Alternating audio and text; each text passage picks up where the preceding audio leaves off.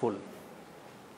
আমরা ঘাসফুল কবিতাটি যদি আমার আলোচনা শুনো, তোমরা কবিতাটি প্রমিত উচ্চারণে আবৃত্তি করতে পারবে, ঘাসফুল সম্পর্কে জানতে পারবে, প্রাকৃতিক সৌন্দর্য বর্ধনে ঘাসফুলের ভূমিকার কথা জানতে পারবে। আমরা একটা ছবি দেখছি, হাস্যোজ্জ্বল ছবি, এবং কবি জ্যোতিরিন্দ্র মৈত্র। বানানটি একটু কঠিন, তোমরা একটু খেয়াল করো। এই বানানটি তোমরা বাসায় 2-3 বার খাতায় লিখবে এবং আমি আশা করি তাহলে এই বানানটি আর ভুল হবে না। আমরা এই জ্যোতিরিন্দ্র মৈত্র এই ঘাসফুল কবিতাটি লিখেছেন এবং এই কবি সম্পর্কে আমরা একটু জেনে নেব। কবি জ্যোতিরিন্দ্র মৈত্র 1911 সালের 11 নভেম্বর পাবনা জেলার শীতলাই গ্রামে জন্মগ্রহণ করেন। আমরা অনেকগুলো তথ্য আমরা দেখেছি। 1911 সাল 11 নভেম্বর পাবনা জেলা শীতলাই গ্রাম। তার পিতার নাম যোগেন্দ্রনাথ মৈত্র এবং মাতার নাম সরলা দেবী। এবং কবিরা 6 ভাই বোন ছিল, 6 জন ভাই ছিল এবং 6 জন বোন ছিল, এবং কবি ছিলেন তাদের মধ্যে তৃতীয়। এবং এই কবি পরিচিত জনের মধ্যে তাকে সবাই বটুকদা বলে ডাকত, বটুকদা, সবাই বটুকদা বলে ডাকত। এবং কবি কিশোরকাল থেকে তিনি সেতার, এশ্বরাজ এবং তবলা বাজাতে পারতেন। তিনি একজন প্রখ্যাত গায়ক, কবি এবং সঙ্গীত পরিচালক, গীতিকার, গান লিখতেন এবং বিশেষ করে এই কবি সঙ্গীতের শিক্ষক হিসাবে অনন্য অসাধারণ ছিলেন। এবং এই কবি 1977 সালের 26 অক্টোবর তিনি মৃত্যুবরণ করেন। সুপ্রিয় শিক্ষার্থীরা, আমরা কবি সম্পর্কে কিছুটা জেনে নিলাম, এখন আমরা কবিতায় চলে যাব। দেখো, ঘাসফুল, জ্যোতিরিন্দ্র মৈত্র। আমরা পাশে একটা ছবি দেখছি, ঘাসফুলের ছবি। আমরা ঘাসের ছোট ছোট ফুল, হাওয়াতে দুলায় মাথা, তুলনামুদের দোলনা পায়ে ছিড়না নরম পাতা। ঘাসফুল আমরা জানি যে পৃথিবীর প্রকৃতির, শুধু বাংলাদেশের না, পৃথিবীর প্রকৃতির একটা অনবদ্য উপাদান হলো এই ঘাসফুল। এবং ঘাসফুল আমরা দেখেছি যে কবি ঘাসফুলটা কিন্তু নিজের কণ্ঠে কথা বলতে পারে না, তারা নিজের কণ্ঠে তাদের অনুভূতিগুলো প্রকাশ করতে পারে না। তাই তো কবি এই ঘাসফুলের মনের কথাগুলো ঘাসফুলের ভাষায় কবি চমৎকারভাবে তুলে ধরেছেন এই ঘাসফুল কবিতায়। এবং কবি, আমরা জানি যে ঘাসফুল জন্ম লাভ করেই সে বলে ওঠে, আমরা ঘাসের ছোট ছোট ফুল, হাওয়াতে দোলাই মাথা। এবং ঘাসফুল আমরা জানি প্রকৃতির এক অনবদ্য নিদর্শন। স্রষ্টা যেন এদেরকে, প্রকৃতিকে বা পৃথিবীকে সুন্দর করে সাজাবার জন্য যেন এদের জন্ম হয়েছে। এবং এরা জন্ম লাভ করে শুধু পৃথিবীকে সাজাচ্ছে না, নিজেরাও এরা আনন্দ পাচ্ছে, নিজেরাও এরা ধন্য পাচ্ছে। এবং ঘাসফুলগুলোর মধ্যে যখন বাতাস বহে তখন ঘাসফুলগুলো হাওয়াতে দুলতে থাকে এবং মাথা নাড়াতে থাকে, এবং মাথা নাড়িয়ে নাড়িয়ে ঘাসফুলগুলো আনন্দ প্রকাশ করে। তুলনামুদের দোলনা পায়ে ছিড়না নরম পাতা। দেখো, ঘাসফুলগুলো কি আকুলি মিনতি করেছেন আমাদের কাছে। কি মিনতি করেছে? যে আমাদেরকে তুলে ফেলো না, এবং আমাদেরকে কারণে অকারণে আমাদের নরম পাতাগুলো তোমরা ছিঁড়ে ফেলো না, এবং আমাদেরকে তোমরা পায়ে দোলে পিষে মেরো না। আমরা কষ্ট পাই, আমরা দুঃখ পাই, আমরা যন্ত্রণা পাই, আমাদেরও তো জীবন আছে, আমরাও তো পৃথিবীতে বেঁচে থাকতে চাই। এবং তোমরা যেহেতু বাঁচো, আমরা তোমাদের মাঝে বেঁচে থেকে আমরা তোমাদেরকে আনন্দ দিতে চাই। শুধু দেখো আর খুশি হও মনে, সূর্যের সাথে হাসির কিরণে কেমনে আমরা হেসে উঠি আর দুলে দুলে মারি মাথা। এবং ঘাসফুলগুলো বলছে যে আমরা তো তোমাদের আনন্দ দেওয়ার জন্যই আমরা জন্ম লাভ করেছি, তো আমাদেরকে তোমরা দেখো আর মনে মনে খুশি হও, আমাদেরকে তুলে ফেলো না। আর সূর্যের সাথে আমাদের একটা নিবিড় সম্পর্ক আছে, এবং এই সম্পর্কটা যেন আত্মার সম্পর্ক, এই সম্পর্কটা যেন যুগ যুগ ধরে ভালোবাসার সম্পর্ক। এবং সূর্যের কিরণ যখন ঘাসফুলের উপরে পড়ে, ঘাসফুলগুলো হেসে ওঠে, এবং সূর্যের কিরণের হাসির সাথে সাথে ঘাসফুলগুলো হেসে উঠে, তারা মাথা দুলাতে থাকে, আনন্দ প্রকাশ করে, এবং যা দেখে মানুষ মুগ্ধ হয়, এবং যা দেখে মানুষ নিজেকে, প্রকৃতিকে ভালোবাসতে বিপুলভাবে প্রাণবন্ত হয়ে ওঠে। আমরা পরের চরণে যাই। ধরার বুকে স্নেহকণাগুলো ঘাস হয়ে ফুটে ওঠে, মুরাতারি লাল নীল সাদা হাসি, রূপকথা নীল আকাশের বাসি, শুনিয়ার দুলি বাতাচে তখন তারারা ফুটে। পৃথিবী আমরা জানি যে আদর, স্নেহ, ভালোবাসার পৃথিবী আসলে আমাদের বসবাসের পৃথিবী। এবং ঘাসফুলগুলো এই পৃথিবীর বুকে স্নেহ ভালোবাসা হয়ে ঘাসফুলগুলো তারা ফুটে উঠেছে। এবং ঘাসফুলগুলো যখন শুধু বিভিন্ন ধরনের ফুল, লাল ফুল, সাদা ফুল, নীল ফুল, এগুলো শুধু ফুল নয়, এগুলো যেন পৃথিবীর আদর স্নেহ ভালোবাসা এবং আমাদেরকে আনন্দ দেওয়ার জন্যই মূলত তারা জন্মলাভ করেছে।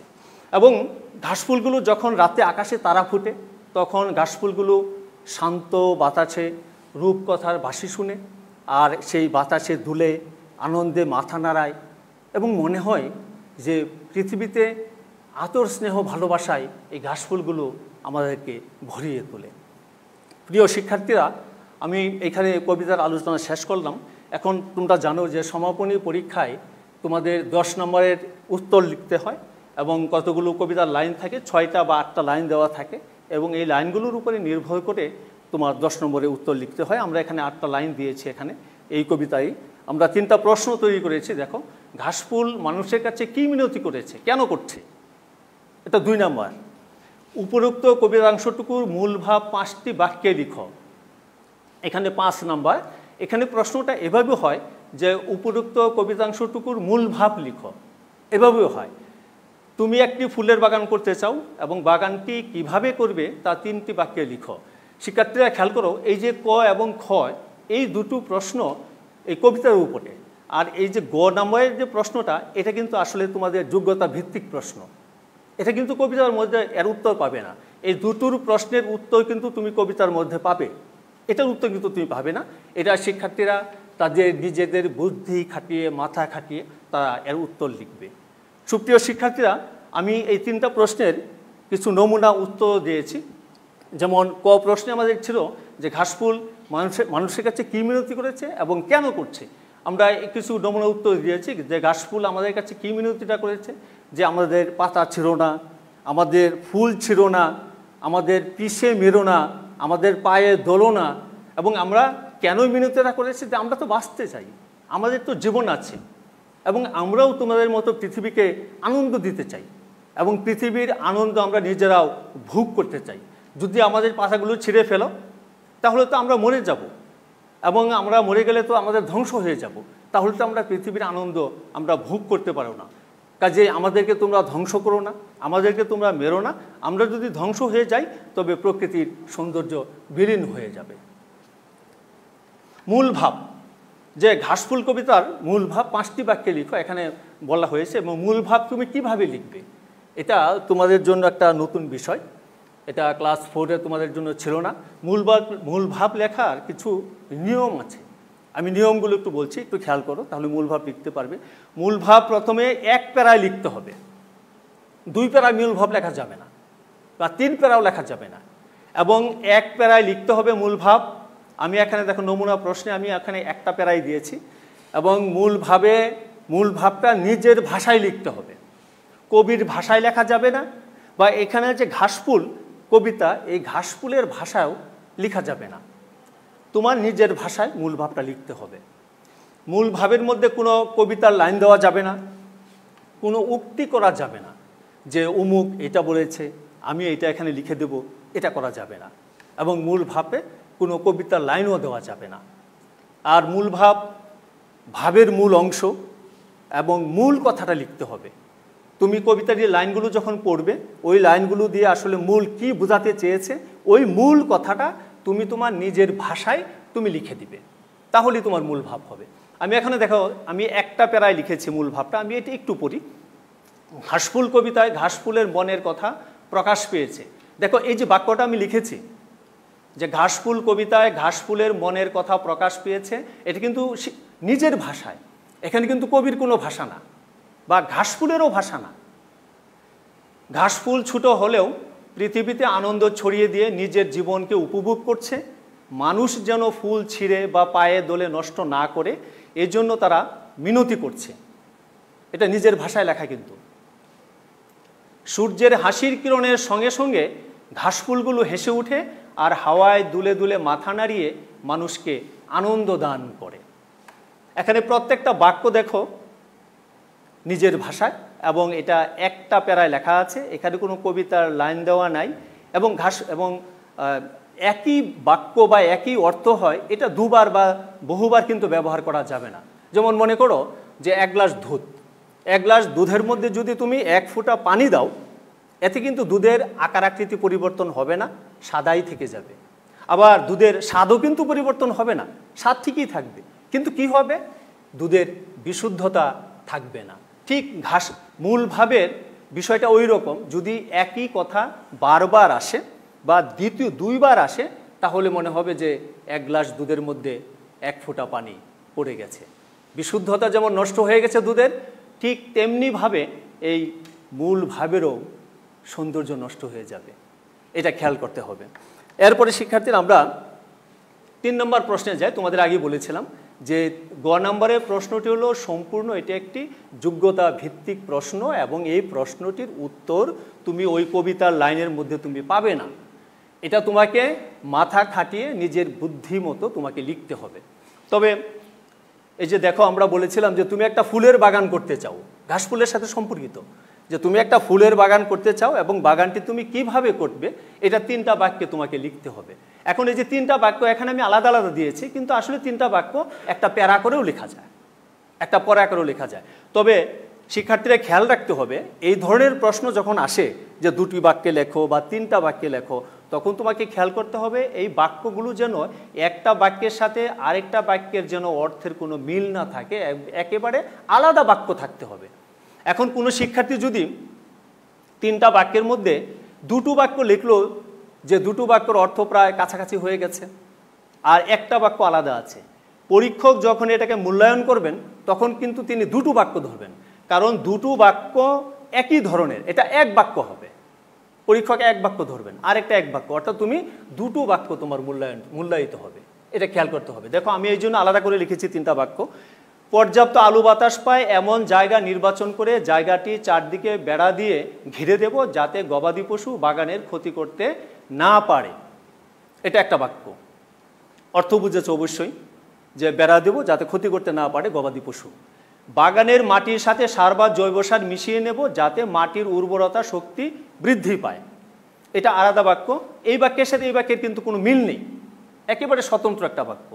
মাটি গুঁড়ো করে সারিবদ্ধভাবে ফুলের চারা রোপণ করব, যেন প্রতিটি সারির মাঝখানে কিছু খালি জায়গা থাকে, যাতে সেচ ও চারার যত্ন নেওয়া সহজ হয়। এটাও এই 2টো বাক্যের সাথে এই বাক্যটির কোনো মিল নেই। অর্থাৎ কি দেখা গেল, যে 3টা বাক্য একেবারে আলাদা 3টা বাক্য হলো। তাহলে তুমি 3 নম্বর পাওয়ার আশা করতে পারো। আমি এখানে আলাদা করে লিখেছি, তুমি প্যারা করেও লিখতে পারো, 1 প্যারা করেও লিখতে পারো। শিক্ষার্থীবৃন্দ, আমি কবিতার আলোচনা আমি এখানেই শেষ করব। এরপরে আমি চলে যাব আবেদনপত্র। কিভাবে তুমি আবেদনপত্র লিখবে। তোমাদের সমাপনী পরীক্ষায় আবেদনপত্র আসে অথবা ব্যক্তিগত পত্র আসে, 2টো থেকে যে কোনো একটা লিখতে হয়, বা একটা আসে এবং সেটার মধ্যে 5 নম্বর নির্ধারিত থাকে, তোমাকে উত্তর করতে হবে। এখন আমরা এখানে একটা আবেদনপত্র নমুনা দিয়েছি, যে তুমি সুমনা পলাশপুর প্রাথমিক বিদ্যালয় ময়মনসিংহ এর 5ম শ্রেণীর শিক্ষার্থী, জরিমানা মওকুফের জন্য প্রধান শিক্ষকের নিকট দরখাস্ত লিখো। এটা হলো তোমার প্রশ্ন। এখানে কিন্তু দেখো, খেয়াল করো, প্রশ্নের মধ্যে অনেকগুলো তথ্য কিন্তু আছে। তোমার নাম আছে সুমনা, তোমার স্কুলের নাম আছে পলাশপুর প্রাথমিক বিদ্যালয় ময়মনসিংহ, তুমি কোন ক্লাসের শিক্ষার্থী, 5ম শ্রেণী, এবং কেন তুমি দরখাস্তটাই লিখবে জরিমানা মওকুফের জন্য। এই তথ্যগুলো কিন্তু আমরা পেয়েছি এখানে। তোমার এগুলো নাও থাকতে পারে, শুধু এইভাবেও থাকতে পারে যে জরিমানা মওকুফের জন্য প্রধান শিক্ষকের নিকট দরখাস্ত লিখো। তাহলে তুমি এই জিনিসগুলো তুমি যে কোনো তোমার নিজের মতো করে তুমি নামগুলো ব্যবহার করতে পারবে। তবে সাধারণত এই তথ্যগুলো দেওয়া থাকে প্রশ্নের মধ্যে। এখন আমি এখানে একটা নমুনা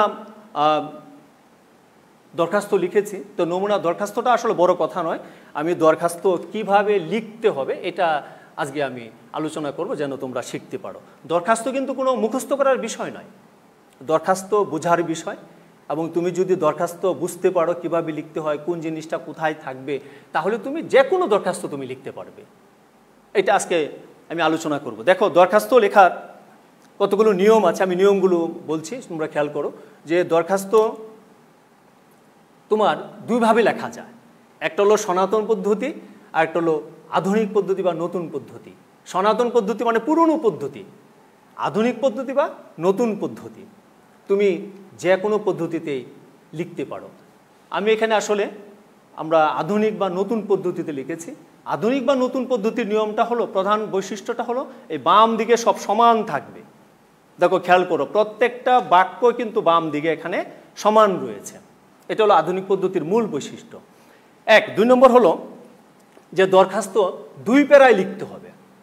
এটা 1 প্যারায় বা 3 প্যারায় লেখা যাবে না, 2 প্যারায় লিখতে হবে দরখাস্ত। এবং 2 প্যারার মধ্যে কোন প্যারায় কি থাকবে? প্রথম প্যারায় থাকবে তুমি কেন দরখাস্তটি লিখছ, এর কেন লিখছ, কেন উত্তর কিন্তু থাকবে এই দরখাস্তটির প্রথম প্যারার মধ্যে। স্পষ্ট তথ্য থাকবে যে আমি এই কারণে দরখাস্তটি লিখছি। আর দ্বিতীয় প্যারায় দরখাস্ত মানে কোনো কিছু পাওয়ার আশায়, কোনো কিছু প্রাপ্তির আশায়, তোমাকে যেন এটা দেওয়া হয়, তুমি যেন এটা পাও, এই জন্য অনুরোধ করা, এটা থাকবে তোমার দ্বিতীয় প্যারায়। আর দরখাস্ত মধ্যে কোনো কাটাছেঁড়া করা যাবে না। হ্যাঁ, মনে করো একটা বানান ভুল হয়ে গেল, এখন এটা তুমি কি করবে? হ্যাঁ, বানানটি ভুল হয়ে গেলে তুমি এক টান দিয়ে সেই বানানটি কেটে দেবে। এখানে কোনো হিবিজিবি করো না। অনেকে কি করে, এটাকে একেবারে হিবিজিবি করে ফেলে, একেবারে কালো বানিয়ে ফেলে, যার ফলে পরীক্ষক যখন তোমার এই আবেদনপত্রটা মূল্যায়ন করবেন তখন তার দৃষ্টিটা প্রথমে ওই কালোটার উপরে চলে যায়, এই হিবিজিবির উপরে চলে যায়। এতে কি হয়, পরীক্ষকের মনটা নষ্ট হয়ে যায়, তোমার প্রতি বিরক্ত হয়ে যায় পরীক্ষককে তো বিরক্ত করা যাবে না। পরীক্ষককে সন্তুষ্ট করতে হবে। কিভাবে সন্তুষ্ট করতে হবে? তোমার ওই স্পষ্ট সুন্দর লেখাগুলো দিয়ে তোমাকে সন্তুষ্ট করতে হবে, তাহলেই ভালো নম্বর পাওয়ার আশা করা যেতে পারে। এই কয়েকটা। আর দরখাস্ত অবশ্যই সংক্ষিপ্ত হবে, এত বড় করার দরকার নেই, এবং সহজ সরল ভাষায় তুমি দরখাস্তটি লিখতে হবে। আর দরখাস্তের ভাষা হবে, যেহেতু তুমি শিক্ষার্থী, তুমি লিখছো প্রধান শিক্ষকের কাছে, তোমার স্যারের কাছে, তোমার ভাষাটি হবে শ্রদ্ধার ভাষা, মিনতির ভাষা, সম্মানের ভাষা।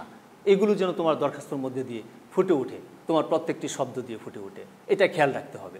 এখন আসো আমি ওই নমুনা দরখাস্তটি নিয়ে আলোচনা করি, তাহলে এই নিয়মগুলো তোমাদের আরো একটু পরিষ্কার হবে।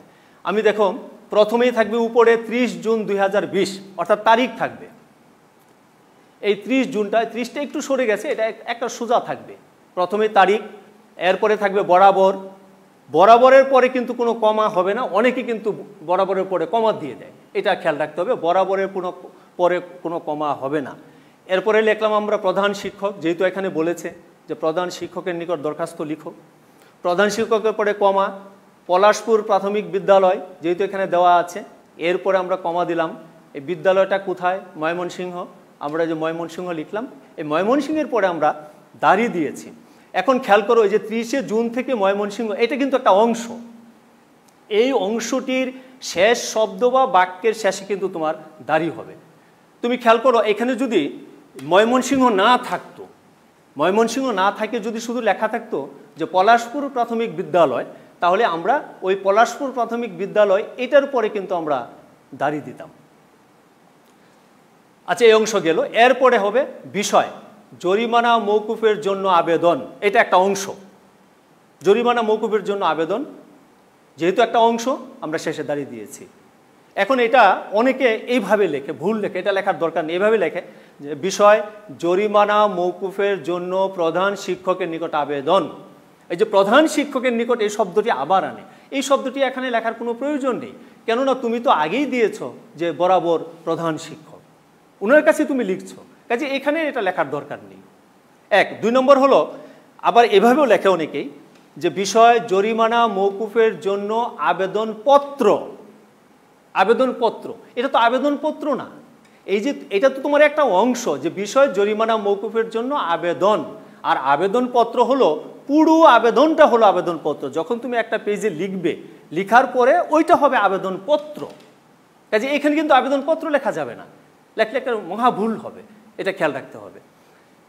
হ্যাঁ, জরিমানা মওকুফের জন্য আবেদন লিখলাম, শেষ হলো।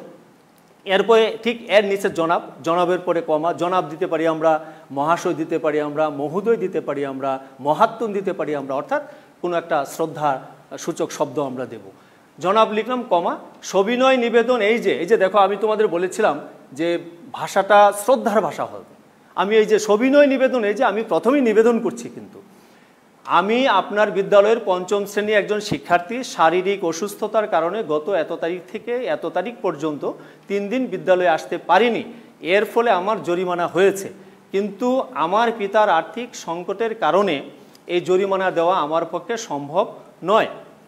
আমি তোমাদের বলেছিলাম যে প্রথম প্যারাতে তুমি কেন দরখাস্তটি লিখছ এটার পূর্ণ একবারে স্পষ্ট তথ্য থাকবে, কারণ থাকবে। দরখাস্তটা লিখছো কি কারণে? জরিমানা মওকুফের জন্য। এখন প্রশ্ন হলো, আমি প্রশ্ন করি যে জরিমানা তোমার কেন হলো? কেন হলো জরিমানা?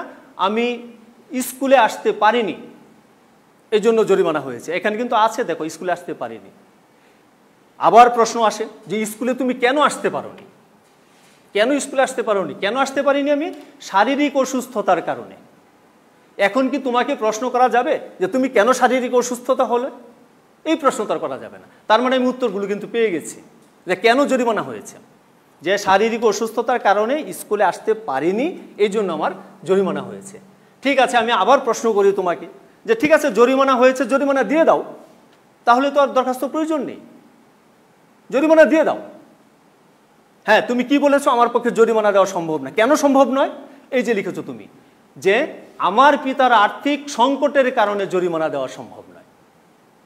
এখন যদি আমি তোমার প্রশ্ন করি তোমার পিতার আর্থিক সংকট কেন হলো, তো বোকামির প্রশ্ন, কাজে এর আর কোনো প্রশ্ন নেই। কাজে আমার কেন জরিমানাটা আমার দেওয়া সম্ভব না, এটারও উত্তর কিন্তু এখানে আছে। অর্থাৎ খেয়াল করো যে জরিমানা মওকুফ কেন চাচ্ছ তুমি, পরিষ্কার তথ্য কিন্তু এই প্যারাটার মধ্যে আছে, এটা খেয়াল করতে হবে। এরপরে দ্বিতীয় প্যারা আমরা গিয়েছি যে অতএব হুজুর সমীপে আকুল আবেদন আমার জরিমানা মওকুফ করে বাধিত করবেন। এখন দেখো, এই যে শেষ প্যারাটা, অর্থাৎ দ্বিতীয় প্যারাটা, এটা আবার এভাবে লেখা যায় যে অতএব হুজুর সমীপে আকুল আবেদন আমার উপরোক্ত বিষয় বিবেচনা করে আমার জরিমানা মওকুফ করলে আপনার নিকট চিরকৃতজ্ঞ থাকব। দেখো, আমি অনেক বড় করেছি, অনেক বড় করার কোনো প্রয়োজন নেই। তুমি জরিমানাটা মাফ চাচ্ছ, এই কথাটা তুমি শুধু বলবে। অর্থাৎ আমি খুব সহজ করে বলে দিয়েছি যে অতএব হুজুর সমীপে আকুল আবেদন আমার জরিমানা মওকুফ করে বাধিত করবেন। দাঁড়ি অতএবের পরে কমা হবে, খেয়াল রাখতে হবে। আমার কিন্তু 2টা পারার কাজ কিন্তু শেষ হলো। এখন আমি যাব যে ঠিক এর নিচে লিখবো আমি বিনীত নিবেদক, একটা লাইনে আপনার একান্ত অনুগত ছাত্র, একটা লাইন। আমরা এখানে যেহেতু নাম দেওয়া আছে, সুমন সুমনা দেওয়া আছে, এবং 5ম শ্রেণী রুল নং 1। আমরা এখানে দেখো যে 5ম শ্রেণী রুল নং 1, এই রুল নং 1টা তুমি নিচে লিখবে, অর্থাৎ নিচে নিচে লিখবে, পাশাপাশি লেখার কোনো দরকার নাই, নিচে নিচে লিখবে। এই আমার দেখো দরখাস্তটি হয়ে গেল। এখন আমি এখানে এই নমুনা দরখাস্তর মধ্যে আমি একটা পেজে কিন্তু আমি দরখাস্তটি করেছি, একটা পৃষ্ঠায় কিন্তু আমি দরখাস্তটা করেছি, একটা পৃষ্ঠায়। এখন অনেকে বলে যে দরখাস্ত 1 পৃষ্ঠায় লিখতে হবে, এটা আসলে ঠিক না। যে 1 পৃষ্ঠায় দরখাস্ত লিখতে হবে এমন কোনো বাধ্যবাধকতা নেই। হ্যাঁ, 2 পৃষ্ঠা হতে পারে, যাদের লেখাগুলো একটু বড় বড় করে লেখে সাধারণত, তাদের 2 পৃষ্ঠা হতে পারে, 3 পৃষ্ঠাও হতে পারে। হ্যাঁ, তবে এইটা তুমি খেয়াল করবে যে দরখাস্ত যখন তুমি লিখো তখন অবশ্যই তুমি বাম পৃষ্ঠা থেকে লেখা শুরু করবে। এই যে দেখো, এটা যদি একটা খাতা হয়, এটা খাতা হলে এইটা হলো তোমার বাম পৃষ্ঠা, এটা হলো তোমার বাম পৃষ্ঠা, এটা হলো ডান পৃষ্ঠা। তুমি যদি এখান থেকে লেখা শুরু করো, এখানে শেষ হলো, তারপরে তুমি এইখানে গেলে কোনো সমস্যা নেই, অর্থাৎ তোমার পাতাটা উল্টাতে হচ্ছে না। আর তুমি যদি ডান পৃষ্ঠা থেকে লেখা শুরু করো, তাহলে এটা তুমি লিখলে তারপরে পাতাটা উল্টাতে হচ্ছে, এরপরে তোমার ওই পৃষ্ঠা যেতে হচ্ছে। এর জন্য সাধারণত আমরা বলে থাকি যে তোমরা সবসময় দরখাস্ত বাম পৃষ্ঠা থেকে লেখা শুরু করবে। কাজে 1 পৃষ্ঠা হলে 1 পৃষ্ঠা হলো, 1 পৃষ্ঠার উপরে গেলে 2 পৃষ্ঠায় গেলেও কোনো সমস্যা নেই। সুপ্রিয় শিক্ষার্থীরা, আমরা এই দরখাস্তর আলোচনা এখানেই শেষ করলাম। আমরা পরবর্তীতে যাব ব্যক্তিগত পত্র নিয়ে। ব্যক্তিগত পত্র খেয়াল করো যে এখানে আমি একটা প্রশ্ন দিয়েছি, তুমি নাবিলা এবছর তুমি প্রাথমিক শিক্ষা সমাপনী পরীক্ষায় অংশ নেবে, পরীক্ষার প্রস্তুতির কথা জানিয়ে তোমার পিতার কাছে পত্র লিখো। এখানেও কিন্তু অনেকগুলো তথ্য আছে। দেখো, তোমার নাম আছে, সমাপনী পরীক্ষায় অংশ নেবে, পরীক্ষার প্রস্তুতি এটা বিষয়, লিখবে কার কাছে? বাবার কাছে লিখবে। এখানে তথ্যগুলো দেওয়া আছে, তথ্যগুলো নাও দেওয়া থাকতে পারে। অর্থাৎ তোমাকে যখন ব্যক্তিগত পত্র লিখবে তোমাকে অবশ্যই অনুসরণ করতে হবে যে প্রশ্নের কমান্ড কি আছে সেটা খেয়াল করতে হবে। এখন আসো আমরা ব্যক্তিগত পত্র ঠিক একইভাবে দুইভাবে লেখা যায়। একটা হলো সনাতন পদ্ধতি বা পুরনো পদ্ধতি, আর একটা হলো আধুনিক পদ্ধতি। আমি ওই আবেদনপত্রটা যেহেতু আমরা নতুন পদ্ধতিতে দেখিয়েছি, এটা আমি পুরনো পদ্ধতিতে আমি করেছি, সনাতন পদ্ধতিতে করেছি। প্রথমে হলো যে ব্যক্তিগত পত্র 3 প্যারায় লিখতে হবে। আমরা আবেদনপত্র লিখেছিলাম 2 প্যারায়, এটা কিন্তু আমাদের 3 প্যারায় লিখতে হবে। এবং 3 প্যারায় যে আমি লিখব, কোন প্যারায় কি কি থাকবে এটা খেয়াল করতে হবে। প্রথম যে প্যারাটা, এটা ছোট প্যারা হবে এবং এই প্যারার মধ্যে শুধু কুশলাদি কথা জিজ্ঞেস করা হবে যে কেমন আছেন, ভালো আছেন কিনা, আমি ভালো আছি, ইত্যাদি ইত্যাদি এই ধরনের কথা থাকবে এই প্রথম প্যারাটার মধ্যে। এবং দ্বিতীয় প্যারা, যেটা মাঝখানের প্যারা, এই দ্বিতীয় প্যারায় থাকবে আসলে তুমি কেন পত্রটা লিখছো, এর বর্ণনা থাকবে তোমার দ্বিতীয় প্যারা। এবং স্বাভাবিকভাবেই এই দ্বিতীয় প্যারাটি একটু বড় হতে পারে। আর তৃতীয় প্যারা অর্থাৎ শেষ প্যারা যেটা, এই শেষ প্যারার মধ্যে তুমি শুধু বিদায় সূচক কথাবার্তা থাকবে, বিদায় নিবে যে আজ আর নয়, আমি এখানে শেষ করছি, আমার জন্য দোয়া করবেন, সালাম নেবেন, ছোট ভাই বোনদেরকে স্নেহ দিবেন, এই ধরনের কথাবার্তা থাকবে শেষ প্যারার মধ্যে। দরখাস্ত ব্যক্তিগত পত্রে 6টা অংশ থাকে, খেয়াল করতে হবে 6টা অংশ থাকে। এখন 6টা অংশ কোন অংশটা কোথায় থাকবে এটা ঠিক মতো বসাতে হবে তোমাকে, এটা জানা থাকতে হবে, না হলে তুমি ব্যক্তিগত পত্র লিখতে পারবে না। ব্যক্তিগত পত্র নিয়ম জানা থাকতে হবে, তাহলে তুমি লিখতে পারবে। এটাও মুখস্থ করার বিষয় নয়। ওই আবেদনপত্রের মতোই এর ভাষাগুলো প্রাঞ্জল হবে, সহজ সরল হবে, এত বড় করার দরকার নেই। সেই বাম পৃষ্ঠা থেকে লেখা শুরু করতে হবে, এটা ওই আবেদনপত্রের মতোই। আমরা এখন আসো এই নমুনা ব্যক্তিগত পত্রটি নিয়ে আলোচনা করি, তাহলে তোমাদের নিয়মগুলো আরও পরিষ্কার হবে। যেমন প্রথমেই তুমি লিখবে এলাহি ভরসা। এলাহি ভরসাটা কোথায় থাকবে? আমি বাম পৃষ্ঠা থেকে লেখা শুরু করলাম এবং বাম পৃষ্ঠা থেকে লেখা শুরু করার পরে দেখা গেল যে এটা যদি আমার বাম পৃষ্ঠা হয়, ঠিক উপরে মাঝখানে, এই যে দেখো আমি ঠিক মাঝখানে লিখেছি এলাহি ভরসা। এটা একটি মঙ্গল সূচক শব্দ। এখন এই এলাহি ভরসাটা ইসলাম ধর্মের, হিন্দু ধর্মের, বৌদ্ধ বা খ্রিস্টান, যার যার ধর্মের অনুযায়ী তাদের মঙ্গল সূচক শব্দ লিখবে এখানে। কোথায়? উপরে ঠিক মাঝখানে। এটা কিন্তু একটা অংশ, এটা কিন্তু একটা অংশ। এরপরে ঠিক এর একটু নিচে, একেবারে ডান দিকে, একটু নিচে একেবারে ডান দিকে পত্র প্রেরকের ঠিকানা এবং তারিখ। তবে এখানে পত্র প্রেরকের সংক্ষিপ্ত ঠিকানা লিখলে হবে, পূর্ণ ঠিকানা লেখার প্রয়োজন নেই। যেমন দেখো এলাহি ভরসার ঠিক একটু নিচে একেবারে ডান দিকে, পেজের ডান দিকে আমি লিখেছি মিরপুর, ঢাকা, 30 জুন 2020, সংক্ষিপ্ত ঠিকানা এবং আমি তারিখ লিখেছি। এটা আরেকটা অংশ গেল, দুটো অংশ হয়ে গেল। এরপরে 3 নম্বর অংশ হলো সম্বোধন, অর্থাৎ যার কাছে আমি লিখছি তাকে আমি সম্বোধন করব। সম্বোধনটা আমি কোথায় করব? ঠিক এর একটু নিচে একেবারে বাম পাশে। এই যে আমি বলেছি একটু নিচে, এটা খেয়াল করতে হবে কিন্তু, একটু সোজাসুজি হলেও কিন্তু হবে না। এর একটু নিচে একেবারে বাম পাশে আমি সম্বোধন দিয়েছি। কি সম্বোধন? যেহেতু আমি বাবার কাছে লিখছি, আমি লিখেছি এখানে শ্রদ্ধেয় বাবা, শ্রদ্ধেয় বাবা আমি লিখেছি। বন্ধুর কাছে হলে কি লিখতাম আমরা? যে প্রিয় তুহিন, প্রিয় সুমন, আমরা যাই লিখতাম, প্রিয় বন্ধু, তাই লিখতাম আমরা। 1, 2 এবং 3, 3টা অংশ কিন্তু হয়ে গেল। আর ওই যে পত্রের যে অংশগুলো, প্যারাগুলো, এটা হলো আরেকটা অংশ। তাহলে 4টা অংশ। আমি শুরু কিভাবে করলাম? যেহেতু বাবার কাছে আমি লিখছি, লিখলাম সালাম নেবেন, আমি বাবাকে সালাম দিচ্ছি। সালাম নেবেন, আশা করি পরম সৃষ্টিকর্তার দয়ায় ভালো আছেন।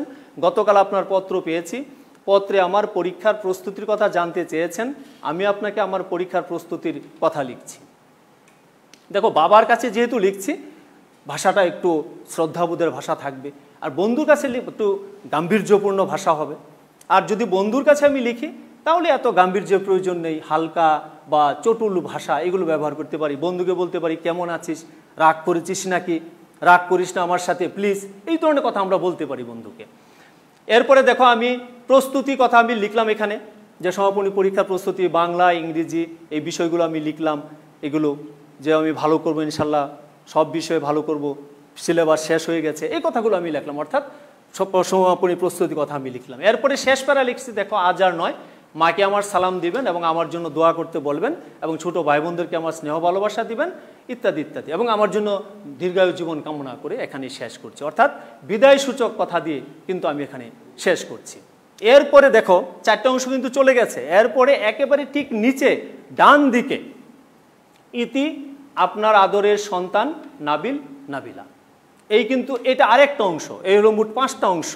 এরপরে দেখো আমরা একটা খাম আঁকতে হবে, এইটা হলো আরেকটা অংশ। এই হলো মোট 6টা অংশ। প্রেরক বাম দিকে, প্রেরক মানে যে চিঠিটা লিখছে সে হলো প্রেরক। এখানে কিন্তু পূর্ণ ঠিকানা দিতে হবে। দেখো নাবিল নাবিলা 20 কলেজ রোড, মিরপুর, ঢাকা 1216। প্রাপক হলো ডান দিকে থাকবে, অর্থাৎ যার কাছে আমি চিঠিটা লিখছি সে হলো প্রাপক। প্রাপক এ চৌধুরী 25 কলেজ রুট, রুট কথাটা কাটা গেছে, এখানে কলেজ রুট হবে, এবং ময়মনসিংহ। এই যে দেখো আমরা এখানে আরেকটা অংশ, এই মোট 6টা অংশ হয়ে গেছে কিন্তু পত্রের। সুপ্রিয় শিক্ষার্থীবৃন্দ, আমরা আলোচনার একেবারে শেষ প্রান্তে চলে এসেছি এবং তোমাদের এখন বাড়ির কাজ দেব। আমরা একটা বাড়ির কাজ দিচ্ছি, একটা আবেদনপত্র এবং একটা পত্র। তুমি মামুন মাহিনা 5ম শ্রেণীর শিক্ষার্থী, বড় বোনের বিয়ে উপলক্ষে 3 দিনের ছুটির জন্য প্রধান শিক্ষকের নিকট দরখাস্ত লিখো।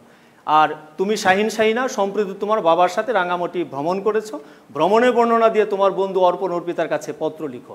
এখন আমার আলোচনা তুমি কেমন বুঝতে পেরেছো? বাসায় তুমি যদি এই দুটো করতে পারো তাহলে বোঝা যাবে যে তুমি কিছুটা হলে শিখতে পেরেছো। এই কাজগুলো তোমরা বাসায় করে নেব। সুপ্রিয় শিক্ষার্থীবৃন্দ, আমার আলোচনা এখানে শেষ করছি। তোমরা মনোযোগ দিয়ে পড়াশোনা করো এবং বাসায় থেকো। ধন্যবাদ সবাইকে।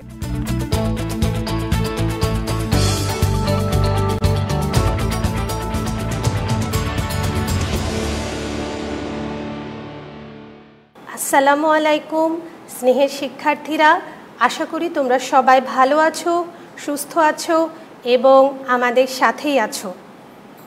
তোমাদের লেখাপড়ার গতিটাকে আর একটু বাড়ানোর জন্য, আর একটু সুন্দর সাবলীল করার জন্যই আমাদের এই প্রচেষ্টা, আমাদের পাঠশালা। আর এই আমাদের পাঠশালার একটি অংশ হিসাবে আমি আজকে তোমাদের ইংরেজি বিষয়ের 5ম শ্রেণীর ওপর একটি পাঠদান করব। আমরা শুরু করতে যাব, কিন্তু তার পূর্বে আমি চাই তোমরা তোমাদের প্রয়োজনীয় উপকরণগুলো একটু তোমাদের সামনে গুছিয়ে রাখো। তার মানে তোমাদের ইংলিশ ফর টুডে বইটা, তোমাদের CW কপিটা, একটা কলম এবং একটা মার্কার। চলো তাহলে সবাই মিলে একসাথে শুরু করি আমাদের আজকের lesson. Before we proceed, at first I would like to show you some pictures. Okay, look at the pictures and think. একটু চিন্তা করো ছবিগুলোর দিকে তাকিয়ে। আমি জানি তোমরা খুব সহজেই এই ছবিগুলোকে লোকেট করতে পারবে। What are about the pictures? Yes, you were absolutely right. The pictures are about our liberation war in 1971. আমরা মুক্তিযুদ্ধ দেখি নাই, তবে মুক্তিযুদ্ধ আমাদের সাথে এমনভাবে জড়িত যে কোনো একটা মুক্তিযুদ্ধ রিলেটেড ছবি যদি আমাদের সামনে আসে তাহলে আমরা সহজেই সেই ছবিটাকে গেস করতে পারি, তাই নয় কি বলো? এটা হচ্ছে আমাদের মুক্তিযুদ্ধের ছবি, আমাদের সংগ্রামের ছবি। আমরা আরও একটা ছবি দেখব। এই ছবিটা তোমরা সহজেই বুঝতে পারতেছো, এই ছবিটা হচ্ছে আমাদের লিবারেশন ওয়ার মিউজিয়ামের ছবি, অর্থাৎ আমাদের মুক্তিযুদ্ধ জাদুঘরের ছবি। আমরা আরও একটা ছবি দেখব। এই ছবিটা একটা ম্যাগাজিনের কভার পেজের ছবি। ম্যাগাজিনটার নাম হচ্ছে সানশাইন ম্যাগাজিন। আমি আশা করি তোমরা খুব সহজেই গেস করতে পারছো আমাদের আজকের বিষয়বস্তুটা। আমাদের আজকের বিষয়বস্তু হচ্ছে a visit to the liberation war museum. এইটা আমাদের EFT বইয়ে আছে হচ্ছে unit 19 page 74। This unit is not only important for your half-yearly examination but also for your PSC examination.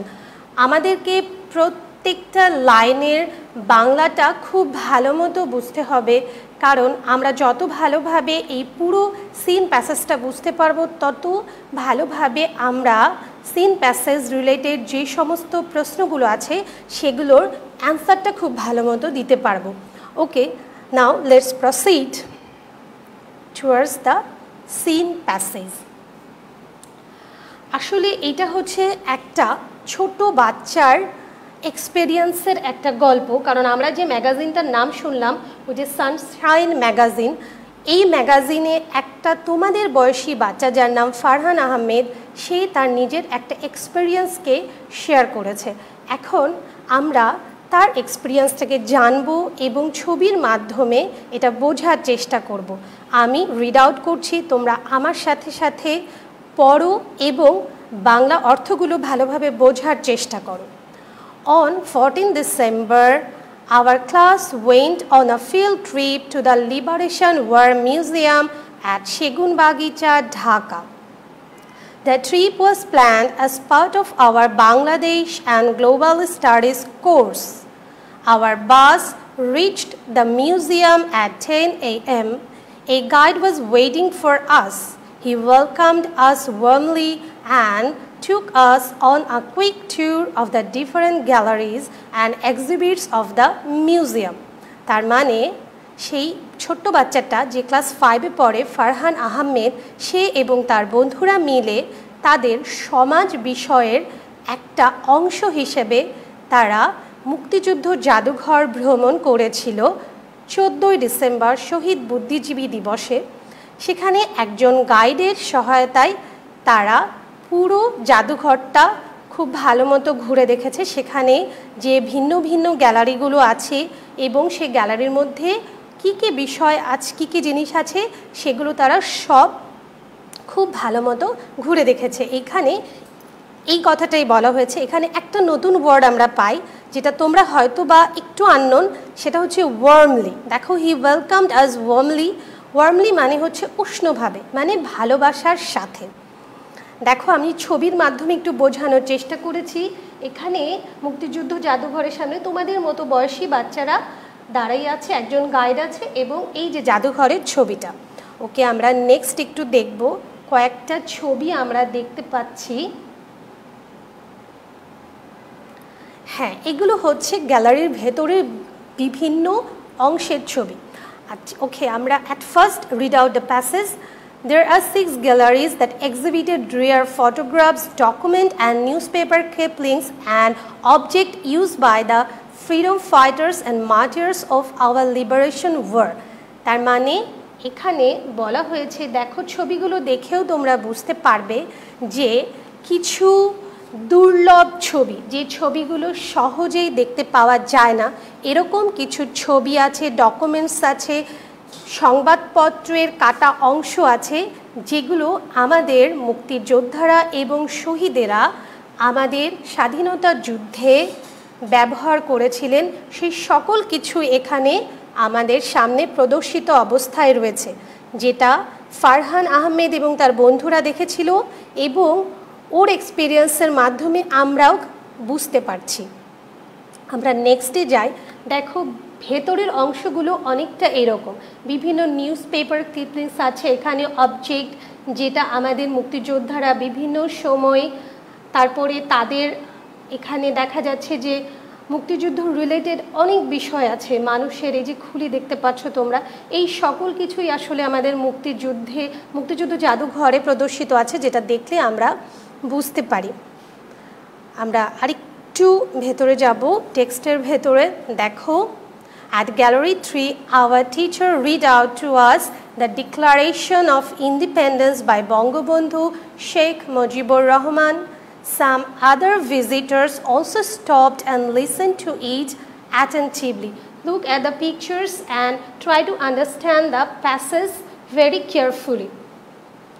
এই কথাটা বলা হচ্ছে যে গ্যালারি 3, তার মানে 3 নম্বর গ্যালারিতে এখানে প্রদর্শিত আছে কি, যে বঙ্গবন্ধু শেখ মুজিবুর রহমান, যিনি আমাদের স্বাধীনতার ঘোষক, তার সম্পর্কে তিনি কিভাবে কখন স্বাধীনতার ঘোষণা করেছেন, ফারহান আহমেদের টিচার এই গ্যালারি 3-তে গিয়ে এই সকল বিষয় একটু এলাবোরেটলি ডিসক্রাইব করেছেন এবং সে এবং তার বন্ধুরা ও অন্যান্য যারা ভিজিটর্স যারা আরও এই জাদুঘর ভ্রমণ করতে এসেছেন তারা সকলেই খুব মনোযোগের সাথে এটা উপভোগ করেছেন। আমরা আরও কিছু ছবি দেখব।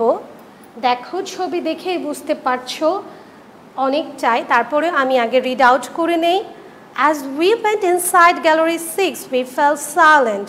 We were sad as we looked at the personal belongings of some of our martyred intellectuals and freedom fighters. A pair of glasses, a pen, a notebook, a money bag, a salt shard and other such things. তার মানে এইটা বলা হচ্ছে gallery 6-এর কথা, 6। এইখানে গিয়ে সকল বাচ্চারাই একেবারে নীরব হয়ে যায়।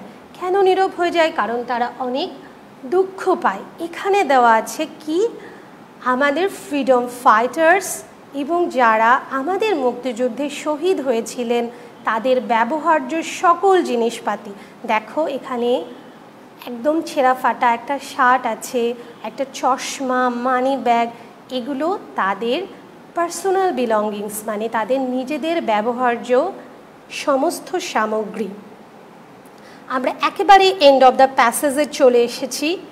আমরা এখন এন্ডটা দেখব। We left the museum at 12:30. Before that, we watched a video film on our liberation war and our independence. It was an experience we will never forget. Okay, at the end of the lesson, আমরা দেখতে পাই যে ফারহান আহমেদ এবং তার বন্ধুরা 12:30 বাজে তাদের ভ্রমণ শেষ করে এবং তারা এই ভ্রমণটা শেষ করার আগে আমাদের মুক্তিযুদ্ধ রিলেটেড এবং আমাদের স্বাধীনতা রিলেটেড একটা ভিডিও ফিল্ম তারা এনজয় করেছে।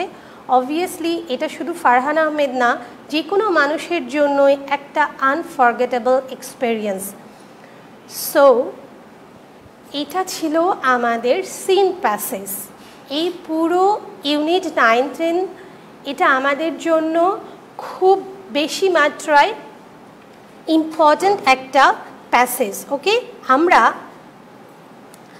আর একটু দেখব কয়েকটা জিনিস। দেখো, সেটা হচ্ছে ওয়ার্ড মিনিং। একটু দেখে নাও ওয়ার্ড মিনিংগুলো, কারণ ওয়ার্ড মিনিং আমরা যত ভালোভাবে বুঝতে পারবো আমাদের জন্য সিন প্যাসেজ রিলেটেড যে সমস্ত অ্যান্সারগুলো করতে হবে সেগুলো অ্যান্সারিং করাটা সহজ হবে। প্রথমেই দেখো, আমরা দেখতে পাচ্ছি কি, গ্যালারি। গ্যালারি, এটার বাংলা আমরা গ্যালারি বলতে পারি। গ্যালারি মানে হচ্ছে একটা জায়গা যেখানে বিভিন্ন জিনিস, মানে হিস্টোরিক্যাল হতে পারে, বিভিন্ন জিনিসের ছবি হতে পারে যেটা প্রদর্শিত থাকে। এরপরে মার্টিয়ার। মার্টিয়ার হচ্ছে শহীদ, যারা দেশের জন্য কোনো একটা স্পেশাল কজে নিজেদের লাইফকে উৎসর্গ করে। ডিক্লারেশন। ডিক্লারেশন হচ্ছে ঘোষণা। বিলঙ্গিংস। বিলঙ্গিংস মানে হচ্ছে জিনিসপত্র, যেটা আমার পার্সোনাল জিনিসপত্র বা কারো পার্সোনাল জিনিসপত্র। ওকে, লিবারেশন হচ্ছে স্বাধীনতা, আর মিউজিয়াম জাদুঘর। এই অর্থগুলো জানা জরুরি, কারণ তাহলে আমাদের সিন প্যাসেজ রিলেটেড কোশ্চেনের অ্যান্সার করা সহজ হবে। আমরা সবাই জানি, যেহেতু আমরা ফার্স্ট মান্থলি এক্সাম অ্যাটেম্প করেছি, সো আমরা জানি যে সিন প্যাসেজ থেকে আমাদের কোন কোন কোশ্চেনের অ্যান্সার করতে হয় বা কোন কোন প্যাসেজ থেকে আমাদের কি কি আসে। ফার্স্ট অফ অল আমাদের আসবে হচ্ছে একটা ম্যাচিং, যেখানে দুইটা কলাম দেয়া থাকবে, just like that. Yes, column A and column B. আমাদের কি করতে হবে, এগুলো আমাদের ওয়ার্ড এবং এগুলো ওয়ার্ডের মিনিং। আমাদের এই ওয়ার্ডটার সাথে এই মিনিংটাকে আমাদেরকে মিল করতে হবে এবং মিল করে আমাদেরকে 5টা লিখতে হবে, যেখানে আমাদের 5 নম্বর আছে। যদিও আমাদের কলাম বিতে 7টা দেওয়া আছে, এটার কারণ হচ্ছে আমাদেরকে একটু কনফিউজড করার জন্য, যাতে আমরা সহজ না হয় আমাদের কাছে ব্যাপারটা, কিন্তু আমরা যদি প্রত্যেকটা শব্দের অর্থ জেনে থাকি তাহলে আমাদের জন্য আসলে এই ম্যাচিং করাটা কোনো বিষয় না এবং খুবই সহজেই আমরা এখান থেকে 5 নম্বর আমরা খুব সহজেই পেয়ে যাব। দেখো আগে আমরা এগুলো একটু দেখি। আমরা ওয়ার্ড মিনিংয়ে অলরেডি কিন্তু সবগুলোর অর্থ জেনে ফেলেছি। লিবারেশন স্বাধীনতা, ওয়ার মানে যুদ্ধ, মিউজিয়াম হচ্ছে একটা বিল্ডিং যেখানে বিভিন্ন স্পেশাল জিনিস ইন্টারেস্ট স্পেশাল কোনো কিছু শো অফ করা থাকে। তারপরে গাইড একজন ব্যক্তি যিনি আমাদেরকে পথ নির্দেশনা দেন। আর ওয়ার্মলি আমি প্রথমেই বলেছি উষ্ণভাবে। আর এই পাশে রয়েছে অর্থগুলো। তোমরা একটু চিন্তা করো 1 মিনিট এবং দেখো যে তোমরা কতটুকু অর্থগুলোর সাথে এই ওয়ার্ডগুলোকে ম্যাচ আপ করতে পারো। আমি জানি তোমরা পারবে, কারণ অর্থগুলো খুব বেশি ডিফিকাল্ট না। এখন তোমাদের চিন্তার সাথে আমার অ্যান্সারটা একটু মিলিয়ে নাও। ইয়েস, লিবারেশনের সাথে A+2 লিবারেশনের সাথে যাবে ইন্ডিপেন্ডেন্স। ওয়ার আমি বলেছিলাম এটা হচ্ছে যুদ্ধ, যেটা হলো আর্ম কনফ্লিক্ট মানে অস্ত্র নিয়ে যুদ্ধ। Museum A building for exhibition of specific interest. Guide a person who shows the way warmly in a hearty manner মানে উষ্ণভাবে।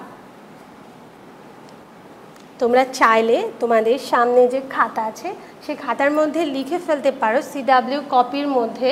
সবচেয়ে ভালো হয় যে তোমরা এই অংশটুকু লিখে নেবে, পরে তোমাদের যে ক্রিয়েটিভ লার্নার্স বুকটা আছে সেটা খুলে একবার ভালো মতো মিলিয়ে নেবে।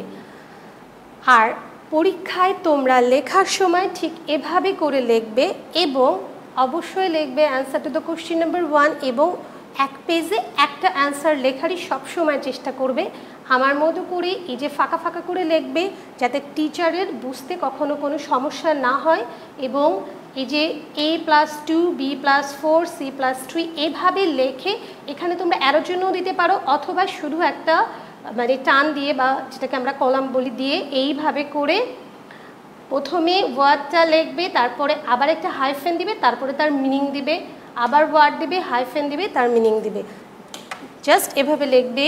তোমাদের ফার্স্ট মান্থলির খাতা এখনও তোমরা পাও নাই, সেই জন্য বিষয়গুলো তোমাদের কাছে এখনও একটু কনফিউজিং আছে, কিন্তু পরীক্ষায় তোমরা লিখবে ঠিক এইভাবে করে। এটা ছিল আমাদের কোশ্চেন নং 1। আমরা সিন প্যাসেজ থেকে আরও একটা কোশ্চেন যেটা কোশ্চেন নং 1-এই থাকবে, সেটা হচ্ছে ফিল ইন দ্য গ্যাপস। হয় ম্যাচিং থাকবে, আদারওয়াইজ আমাদের ফিল ইন দ্য গ্যাপস থাকবে, যেখানে আমাদের ক্লুজগুলো মেনশন থাকবে এবং 5টা ফিল ইন দ্য গ্যাপস দেওয়া থাকবে যেটা আমাদের লিখতে হবে। আমরা চাইলে এটা পুরোটা তুলে লিখতে পারি অথবা অনলি ABCDE করে অনলি অ্যান্সার লিখতে পারি। আমরা এটাও একটু করার চেষ্টা করব। আগে আমি একটু রিড আউট করে নিই। Farhan Ahmed and the other students went on a dash trip. এখানে ওপরে ক্লুগুলো দেওয়া আছে। আমি জানি যে এটা তোমরা সহজে গেস করতে পারবে। এটা হবে field trip. Farhan Ahmed and other student went on a field trip. Okay. Then number B. They went. দেখো এখানে গ্যাপ আছে, ওপরে ক্লুজ দেওয়া আছে। আমি জানি এটাও তোমরা সহজে গেস করতে পারবে। They went to the Liberation War Museum. এখানে হবে to. ওকে, এইটা তো একেবারে স্পেসিফিক, এটা যে কেউ খুব সহজেই বুঝতে পারবে যে এখানে যেহেতু AM দেওয়া আছে এখানে একটা সংখ্যায় বসবে। At 10 AM their bus reached the museum. Okay, then number D, they found a dash waiting there. Okay, তাহলে এখানে বলছে they found, তারা খুঁজে পেল এ। আমি জানি এটাও তোমাদের জন্য অনেক সহজ, এটা হবে হচ্ছে guide. They found a guide waiting there. দেখো এখানে যেহেতু গাইডের কথাটা একবার বলা হয়েছে, এই গাইড এটার আগে এ ছিল, কিন্তু এই গাইডের সম্পর্কে আবার বলা হচ্ছে, সেই জন্য আমরা সহজেই বুঝতে পারি এখানে একটা আর্টিকেল বসবে এবং সে আর্টিকেলটা হচ্ছে definite article the. The guide welcomed them warmly. So আমরা একবারে অ্যান্সারটাকে একটু সাম আপ করবো। তোমাদের যে CW কপি আছে তোমরা কপিটার মধ্যে অ্যান্সারটা একবারে লিখে ফেলো। তোমরা অবশ্যই ক্রিয়েটিভ লার্নার্স বুকে এই চ্যাপ্টারটা পুরোটাই যতগুলো দেওয়া আছে সবগুলো আর একবার প্র্যাকটিস করবে, কারণ এটা খুবই খুবই ইম্পর্ট্যান্ট তোমাদের পিএসসি এক্সামিনেশান প্লাস আমাদের হাফ ইয়ারলি এক্সামিনেশানের জন্য এটা খুবই ইম্পর্ট্যান্ট। এবার আমরা কোশ্চেন নাম্বার 2 চলে যাব। সিন প্যাসেজ থেকে আমাদের আর একটা কোশ্চেন অ্যান্সার করতে হবে, সেটা হচ্ছে read the following statement, write true in your answer script, if the statement is true write false, if the statement is false. তার মানে ট্রু এবং ফলস, এখানে 6টা প্রশ্ন থাকবে। আমরা যদি 6টা কারেক্ট করতে পারি তাহলে একদম 6 নাম্বারই পাবো। আমরা এই জন্যই বলেছিলাম যে টেক্সটটা খুব ভালো করে বুঝতে হবে, কারণ আমরা যত ভালো করে টেক্সট বুঝবো তত সহজ হবে আমাদের জন্য অ্যান্সার দেওয়াটা। দেখো ফার্স্ট কোশ্চেনটা কী দেওয়া আছে, the trip was planned as part of extra curricular activities. তার মানে এই ট্রিপটা প্ল্যান করা হয়েছিল কী হিসেবে, এক্সট্রা কারিকুলার অ্যাক্টিভিটিস হিসাবে। কিন্তু এটা কি ঠিক? এটা মোটেও ঠিক না, এটা ফলস। ওয়াই? কারণ আমরা টেক্সটের মধ্যে পড়েছিলাম যে এটা হচ্ছে ফারহান আহমেদের বাংলাদেশ অ্যান্ড গ্লোবাল স্টাডিজ কোর্সের একটা part. So first answer is false. Then number 2, the liberation war museum is situated at Agargaon. Now এখানে একটু তোমরা কনফিউশন ফিল করতেই পারো, কারণ বইয়ের মধ্যে দেওয়া আছে the liberation war museum is situated at Segunbagicha, Dhaka, কিন্তু এখানে আগারগাঁও বলা হয়েছে। কিন্তু এই স্টেটমেন্টটা হচ্ছে ট্রু। কেন ট্রু? কারণ হ্যাঁ, এটাও সত্য যে সেগুনবাগিচায় আমাদের মুক্তিযুদ্ধ জাদুঘর ছিল, কিন্তু সেটা অনেক আগের কথা। 1996 সালের দিকে এটা হচ্ছে সেগুনবাগিচায় ছিল একটা ভাড়া বাসায়, কিন্তু পরবর্তীতে তার মানে 2017 সালের দিকে নিজস্ব জমিতে পরবর্তীতে আমাদের লিবারেশন ওয়ার মিউজিয়াম আবার স্থাপন করা হয়। সো সেটা হচ্ছে আগারগাঁওয়ে। সেই কনসেপ্ট অনুযায়ী আমাদের এই স্টেটমেন্টটা হচ্ছে true. The liberation war museum is situated at Agargaon. Okay, number 3, the student want to forget this experience. এটা কখনোই সত্য হতে পারে না, কারণ কোনো মানুষই এরকম একটা এক্সপিরিয়েন্স ভুলে যেতে চাইবে না। So number 3 is false. Okay, number 4, a guide was waiting there. এটা তো অবশ্যই ট্রু, আমরা টেক্সট থেকেই বুঝেছি যে একজন গাইড সেখানে ওদের জন্য ওয়েট করতেছিল। আচ্ছা, number 5, the student spend 4 hours at the museum. একটু খেয়াল করে দেখো, আমাদের ট্রু ফলসগুলো কিন্তু একটু ঘুরিয়ে আসে, একেবারে সরাসরি বই থেকে আসে না। আমরা টেক্সট থেকে কি দেখলাম যে ওরা মিউজিয়ামে গেছে 10টায় এবং এসেছে হচ্ছে 12:30টায়, তাহলে সেটা হয় 2.5 hour, not 4 hours.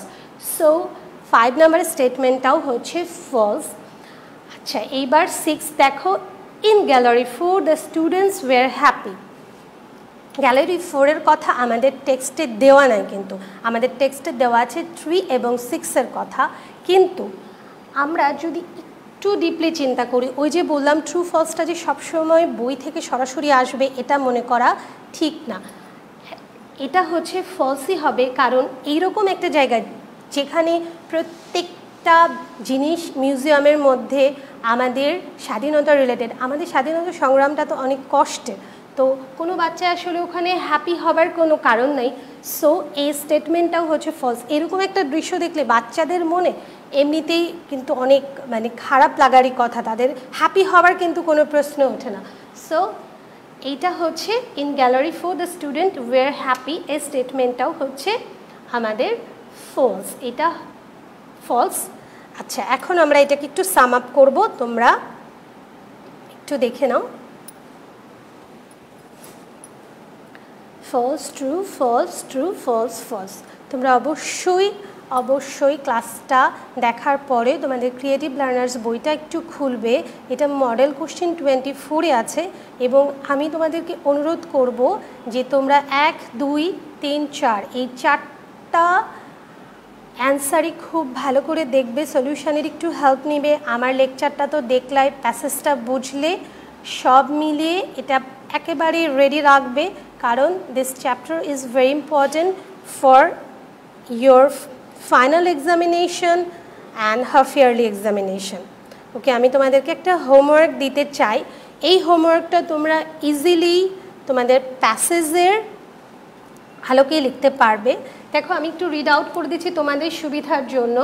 Right at least 5 sentences about your visit to the Liberation War Museum on the basis of the text। তার মানে তোমাকে টেক্সট অনুযায়ী এটা লিখতে হবে। শুধু এখানে your visit আছে, তুমি লিখবে হচ্ছে my visit, এভাবে লিখবে। ওখানে ফারহান আহমেদ নিজের মতো করে বলেছে, তুমি তোমার মতো করে বলবে, এবং এটা হচ্ছে ফ্রি রাইটিং।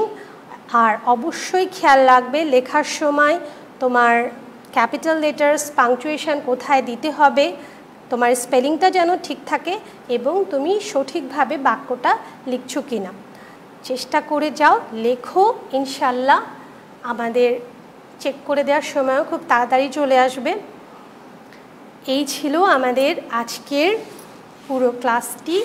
আশা করি তোমাদের ভালো লেগেছে, তোমরা উপকৃত হয়েছো। যেখানে যেখানে সমস্যা ফেস করেছো মার্ক করে রাখো। ইনশাল্লাহ খুবই তাড়াতাড়ি আমরা সকল সমস্যার সমাধান করার জন্য আরও উদ্গ্রীব হয়ে ব্যবস্থা নিব। ইনশাল্লাহ ভালো থাকবে, বাসায় থাকবে, সুস্থ থাকবে, আর অবশ্যই আমাদের পাঠশালার সাথে থাকবে।